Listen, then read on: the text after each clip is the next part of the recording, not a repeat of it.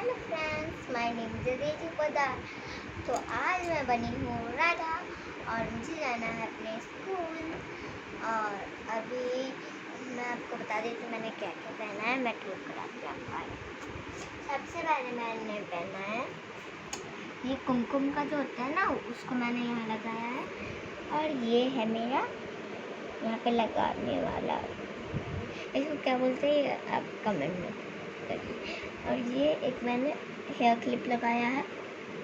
और ये मैंने इयररिंग तो मैंने पहले से ही सजाया था, तो ये है मेरा।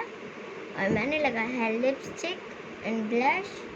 और मैं ये भी पहनी हूँ ज्वेलरी। और मैंने ये शॉल लगाया है, लहंगा पहना है।